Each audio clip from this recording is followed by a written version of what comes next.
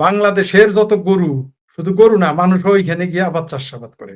ভারতীয়রা ভুলেও সেইখানে আসে না। নো ম্যানস ল্যান্ডে কোনোদিনই ভারতীয়রা আসে না, ভুলেও না। মানে ভুলে যে আসবে তাও আসবে না। আপনি ভুল করেও আসতে দেখবেন না, কিন্তু এরা জেনে বুঝে যায়।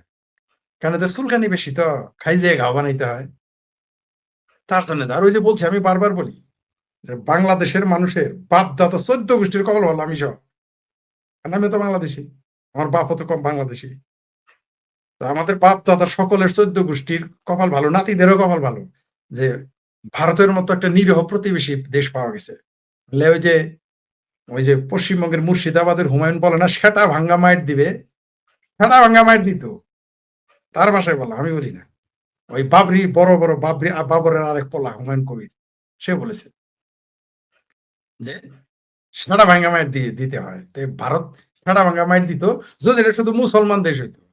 ভারতে 120-130 কোটি হিন্দুর দেশ, 80 কোটি দেশ না, যদি 100 কোটি মুসলমান দেশ হইতো, সেটা ভাঙ্গা মায়ের দিত। ওই যে আফগানিস্তানে দিছে এরা ঠেলা পাকিস্তান, আর আফগানিস্তান পাকিস্তানকে ঠেলে ওরকম সাইজ করে দিত। আমাদের কপাল ভালো। পাকিস্তান যে হামলাটা করেছে, আপনি টু শব্দটি দেখেছেন বাংলাদেশে কোনো প্রতিবাদ করেছে? মসজিদ বলেন, মিম্বর বলেন। অথচ বাংলাদেশের মুসলমান মদের বারে যায় কয় পাকিস্তান খুব ভালো দেশ।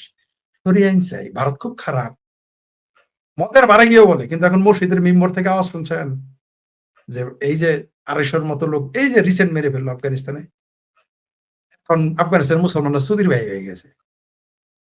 ঠিক আছে, এদের ভারতের মুসলমান এখন ভাই হয়ে গেছে।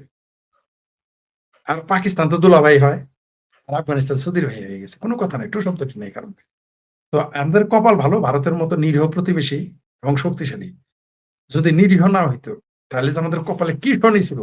আবার নোম্যান্স ল্যান্ডে গিয়ে গরু রাখে, গরুও পাওয়া যেত না, ওরও খুঁজে পাওয়া যেত না, হাওয়া হয়ে যাইতো।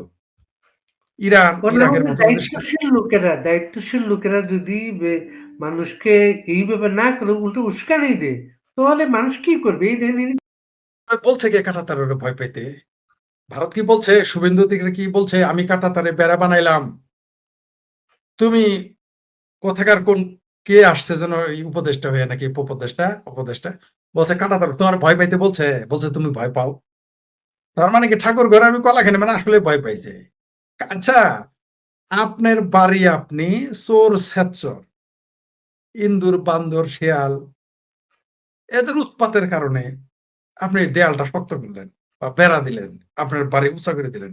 আমার কি সমস্যা?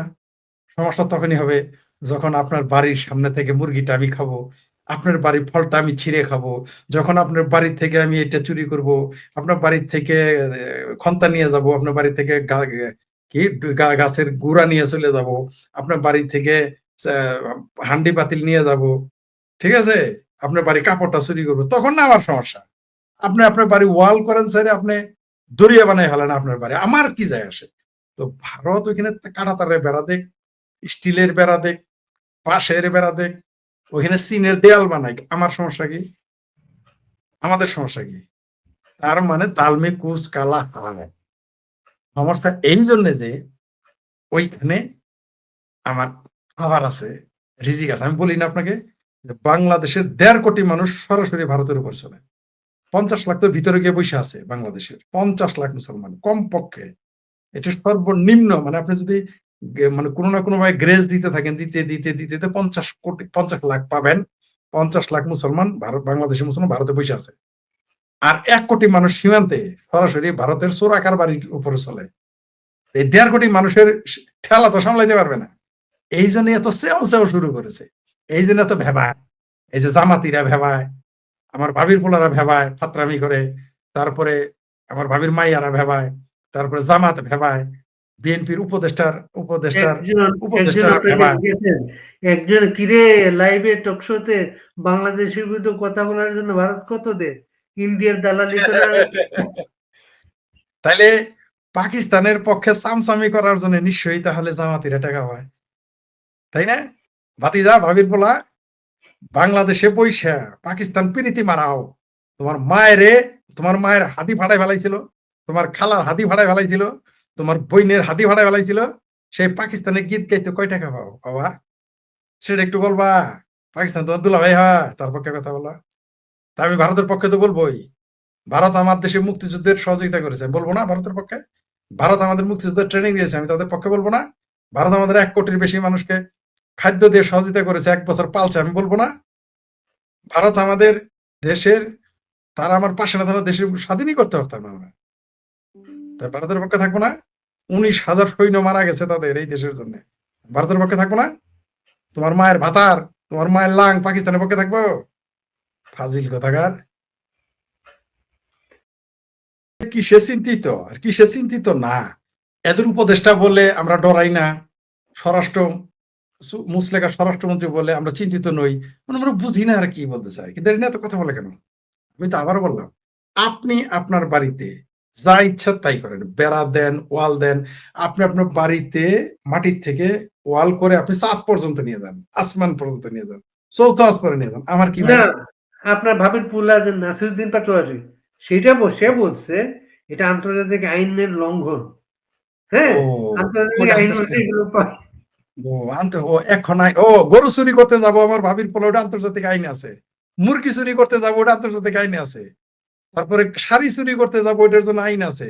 বিটলামি করতে যাবো, ওটার জন্য আইন আছে। রাতের বেলা 12টার সময় তোমার সীমান্তে যাওয়ার আন্তর্জাতিক কোথায় আইন আছে? এ আবার নাকি এমপি?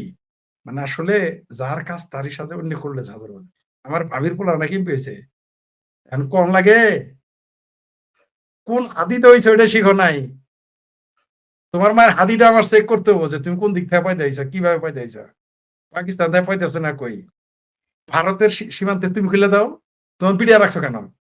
তুমি বিজেপি রাখছো কেন? তোমার বর্ডার খুলে দাও। এত দরদ। ও বলছে যে দুনিয়া। এই যে দুইজন যে মারা গেছে সর্বশেষ সীমান্তে, জি। স্বরাষ্ট্রমন্ত্রী এবং ইয়েমেন পররাষ্ট্রমন্ত্রী দুইজনের জন্য চুড়ি কিনবে, চুড়ি কিনে তাদের ও, হাতে পরাই দিবে তারা। ও, এ, দিতে থাকুক। আমার ভাবির পোলা এমপি হয়েছে এটা জানে না যে রাইতের বেলা তো দূরের কথা, নো মেন্স ল্যান্ডে অলওয়েজ 144 ধারা, মানে শুট টু কিল আইন। খালি আমার ভাবির পোলা জানে, আমরা কিছু পড়ালেখা করি নাই নাকি? ভাবির পোলা, আমার ভাবির পোলা আমার ভাবির হাতি দিয়ে যখন বেরোইছে আইনের নয়া বই বাইর করে নিয়েছে, যেটা মৌদুদির, মানে মৌদুদির বুক নিয়ে আসছে নাকি আমার ভাবির পোলা? আমার ভাবির পোলা আমার ভাবির হাতি দিয়ে যখন বাড়াইছে তখন মৌদুদির একটা আইন নিয়ে বাড়াইছে, সেখানে লেখা আছে সীমান্তে পাহারা দেওয়া যাবে না, তাই না? আমাদের আন্তর্জাতিক আইন শিখায়। রাতের বেলা চুরি করতে যাই কেন? দিনের বেলায় তো ওখানে আপনি আপনি এমনি যাইতে পারবেন না। মানে আসলে এই দেশে ভারত বিরোধিতা করতেই হবে আপনাকে। আমি বলেছি তো যে মক্কায় যদি কোনোদিন ঠাড়া পড়ে, ঘটতে পারে, ন্যাচারাল। ঠাড়া পড়ে যদি মক্কার উপরে পড়ে, কাবার উপরে পড়ে, এই বাংলাদেশ আর পাকিস্তানের মুসলমান ওটা ভারত করছে বলবে। আপনি নিশ্চিত থাকেন, আপনি নিশ্চিত থাকেন, এটা বলবে। আপনি নিশ্চিত থাকেন, প্রথমে বলবে ইসরায়েল করছে, তারপরে বলবে ভারত করছে। লিখে রাখেন, ইসরায়েলের কথা তো বলবে এবং বিশ্বাস করবে, ভারতের কথা বলবে, এটা আপনি লিখে রাখেন। কারণ ভারত বিদ্বেষ মজ্জাগত, এদের ভারত বিরোধিতা করতে হবে। কবর যদি জিজ্ঞেস করে না মানরা পোকা, কি বলবে জানেন? উত্তর দিবে, বলে আমি তো ভারতের বিরুদ্ধে আসছিলাম। বলবে মান দিনুকা, বলে আমি তো নরেন্দ্র মোদী গালি দিয়ে আসছি। তখন বলবে মান্নবী উকা, বলবো আমি তো শুভেন্দু অধিকারীর গালি দিছি। এগুলো কবর উত্তর দিবে এরা।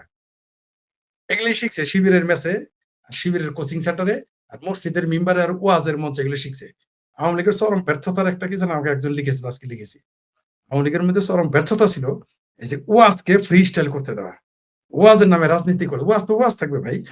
আচ্ছা, হিন্দু ধর্ম সবাই কবে রাজনীতি নিয়ে কথা বলছে? আপনি তো আমার চেয়ে কম বুঝেন না, বাংলাদেশ সম্পর্কে আমার চাইতে আপনি মিনিমাম 5 গুণ বেশি জানেন।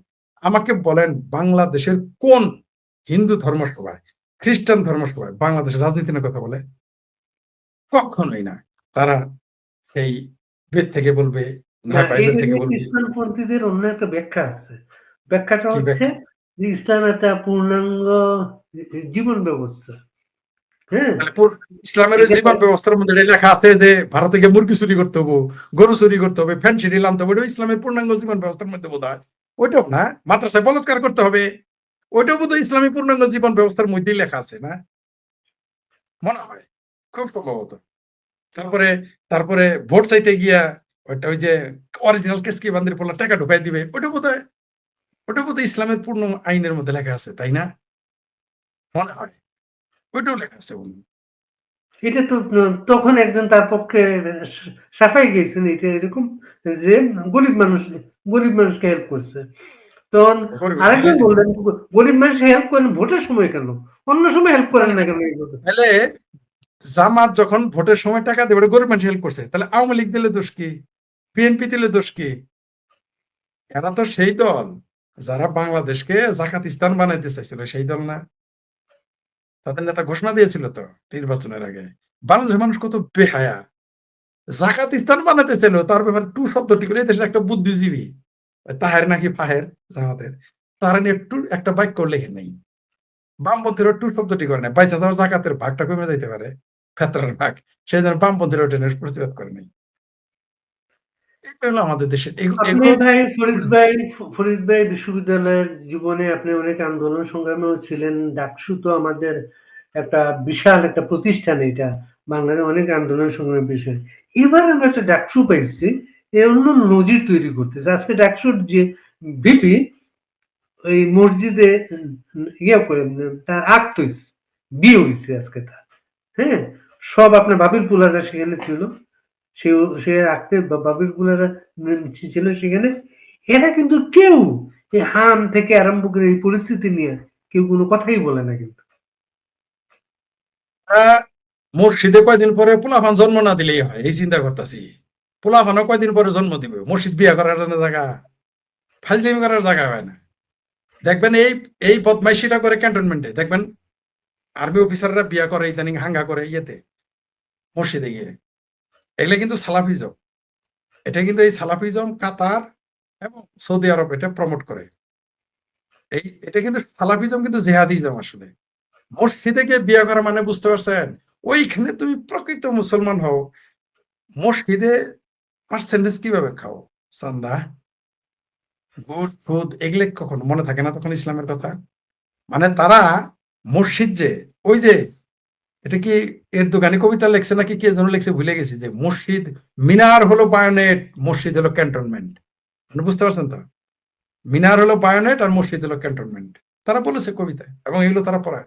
তো তারা জানে যে মঞ্চে যদি এসে রাজনীতি করে, ধর্মের আবরণ ছাড়া, জামাত, হেফাজত, চামড়া নাই পীরেরা রাজনীতি করে, এরা তো পাবলিকের উস্টা খাবে। কারণ যার যে দলের নামের আগে ইসলাম এবং পিছে ইসলাম, এই দলটাই হলো পাকিস্তান, পেয়ারা পাকিস্তান, নেজাম ইসলাম, হেফাজতে ইসলাম,